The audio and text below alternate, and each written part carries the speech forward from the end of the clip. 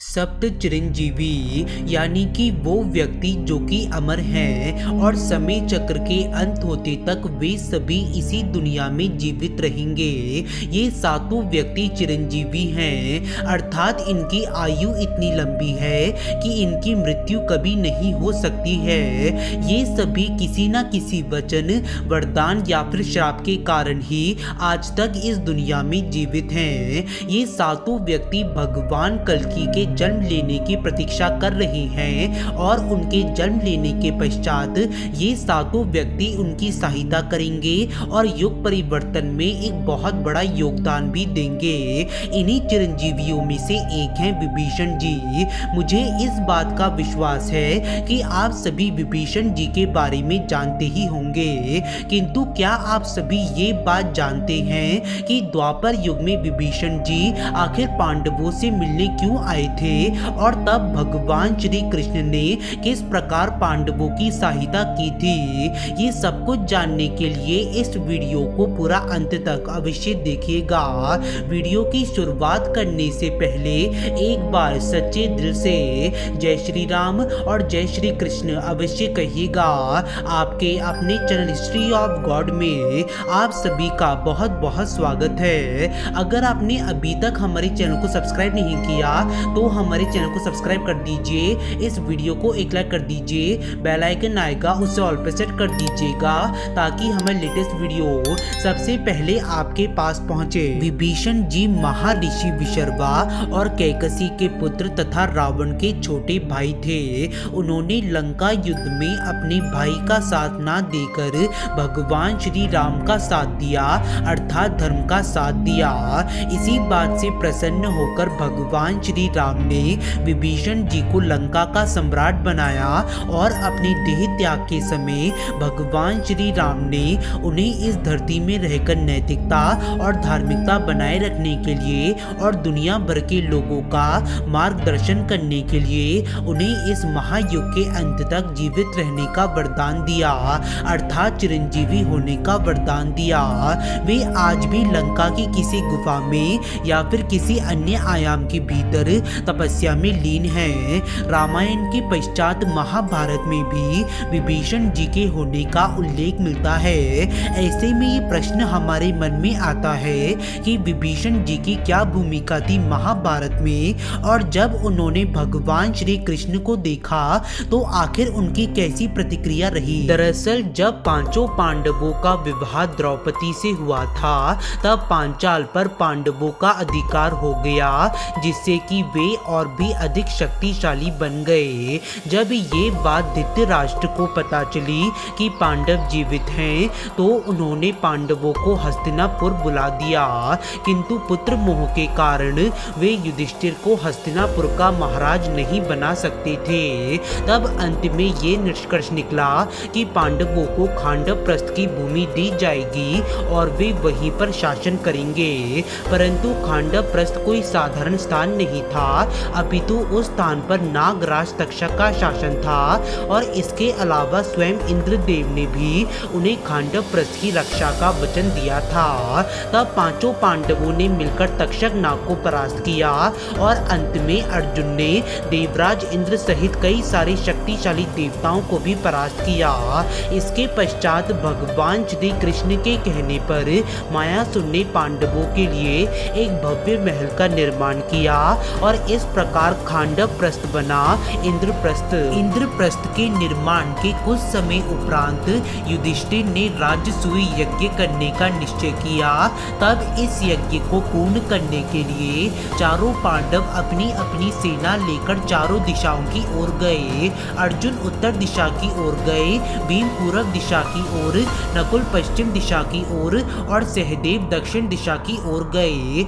ऐसा करते करते संपूर्ण आर्यवर्त इंद्रप्रस्थ के अधीन हो गया। जब राजसूय यज्ञ पूर्ण होने ही वाला था उसके कुछ समय पूर्व युधिष्ठिर ने समस्त राजाओं को अपने यज्ञ में आने का निमंत्रण दिया, जिसमें दुर्योधन, दुशासन, शकुनी, महारथी, कर्ण, शिशुपाल, द्रुपद आदि राजा पधारे थे।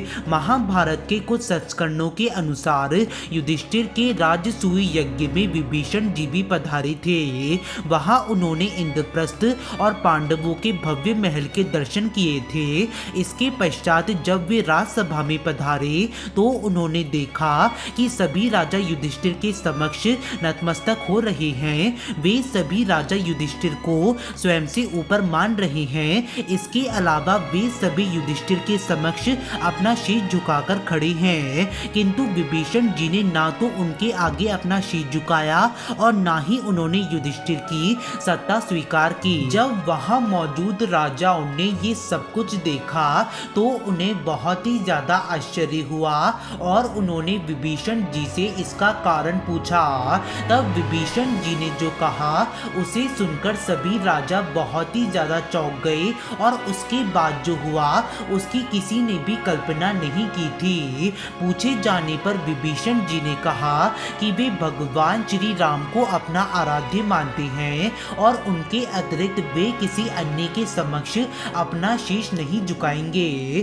फिर चाहे वो पृथ्वी का चक्रवर्ती सम्राट हो या फिर स्वर्गलोक का कोई सम्राट, वे इस यज्ञ और इंद्रप्रस्थ में केवल इसीलिए आए हैं क्योंकि उन्हें युधिष्ठिर का निमंत्रण आया था और एक राजा होने के कारण उनका ये धर्म है कि वे दूसरे राजा का निमंत्रण स्वीकार करें, किंतु वे युधिष्ठिर की अधीनता स्वीकार नहीं करेंगे क्योंकि वे जानते हैं कि वे पहले ही स्वयं को भगवान श्री राम के अधीन कर चुके हैं और उनकी इसी भक्ति से प्रसन्न होकर स्वयं भगवान श्री राम ने ही उन्हें अमृतों का वरदान दिया था। इसीलिए वे भगवान श्री राम के अतिरिक्त किसी को भी अपना स्वामी नहीं मान सकते हैं। तब उस राजसभा में पधारे स्वयं भगवान श्री कृष्ण और उनके बड़े भाई बलराम जी। उन्हें देखकर सभी राजाओं और युधिष्ठिर ने अपने हाथ जोड़कर उन्हें प्रणाम किया।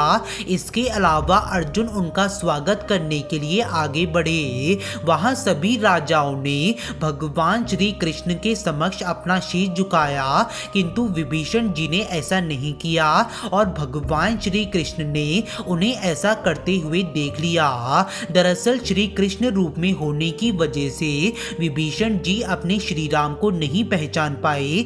तब भगवान श्री कृष्ण ने विभीषण जी को ऐसी दृष्टि प्रदान की जिससे उन्हें भगवान श्री कृष्ण और बलराम जी में साक्षात भगवान श्री राम और लक्ष्मण जी के दर्शन हुए, जिसे देखकर विभीषण जी ये बात समझ गए कि ये दोनों उन्हीं के अवतार हैं। इसके पश्चात उन्होंने भगवान श्री कृष्ण की स्तुति की और उनके चरण स्पर्श किए। ये देखकर वहां मौजूद समस्त राजा आश्चर्यचकित हो गए। वे सभी ये सोचने लगे कि आखिर विभीषण जी जैसे वृद्ध राजा वासुदेव श्री कृष्ण के चरण क्यों स्पर्श कर रहे हैं। तब भगवान श्री कृष्ण ने विभीषण जी को आशीर्वाद दिया और उन्हें अपने गले से लगा दिया।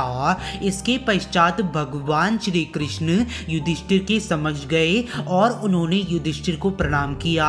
इसके पश्चात उन्होंने कहा, हे धर्मराज, जो व्यक्ति सदा धर्म के मार्ग पे चलता है और उसका पालन करता है वे स्वयं भगवान श्री रामचंद्र जी के समान हैं। भगवान श्री कृष्ण की ऐसी बात सुनकर विभीषण जी को ये बात समझ आ गई कि उनके प्रभु उन्हें ये सीख देना चाहते हैं कि जहाँ धर्म और पुण्य होता है वहाँ स्वयं ईश्वर को भी झुकना पड़ता है। बस विभीषण जी ने इसे ही भगवान श्री राम का आदेश माना और उन्होंने तब युधिष्ठिर को प्रणाम किया और उनकी अधीनता भी स्वीकार की। तो इस प्रकार भगवान श्री कृष्ण ने विभीषण जी के अहंकार का नाश किया और उन्हें अपने होने का एहसास भी दिया। विभीषण जी असुर राज बलि और महान विष्णु भक्त प्रहलाद के समान ही भगवान विष्णु के एक बहुत बड़े भक्त हैं। विभीषण जी भगवान परशुराम और हनुमान जी के समान ही चिरंजीवी भी हैं। वे कलयुग के अंत तक इसी दुनिया में जीवित रहेंगे और जब भगवान विष्णु अपना कल की अवतार लेकर इस धरती पर आएंगे तब विभीषण जी उनकी सहायता करेंगे। कहीं कहीं पर ये बात भी बताई गई है कि अश्वत्थामा, असुरराज बलि और विभीषण जी ये तीनों योद्धा भगवान कल्कि की सेना के 3 सेनापति बनेंगे और कली पुरुष के विरुद्ध युद्ध कर भगवान कल्कि के साथ मिलकर उसका सर्वनाश भी करेंगे और पुनः धर्म युग की स्थापना करेंगे, अर्थात सतयुग की स्थापना करेंगे। अब होली प्रारंभ होने वाली है। होली अर्थात रंगों का त्योहार। आपको और आपके पूरे परिवार को हमारी ओर से होली की हार्दिक शुभकामनाएं। बस इसी बात के साथ अब आप सभी मुझे प्रस्थान की आज्ञा दीजिए और मेरे साथ प्रेम से कहिए जय श्री कृष्ण और जय श्री राम। आज की इस वीडियो में बस इतना ही। आशा करते हैं कि आप सभी को हमारी यह वीडियो पसंद आई होगी। यदि पसंद आई है तो वीडियो को लाइक कर दीजिए और चैनल को सब्सक्राइब कर दीजिए, क्योंकि हमारे चैनल पे सनातन धर्म से जुड़ी गई सारी जानकारी हम सीधा आप तक पहुंचाते हैं। एक बार सभी जीव कल्याण हेतु ओम नमः शिवाय और ओम विष्णवे नमः अवश्य कहिएगा। आप सभी का धन्यवाद।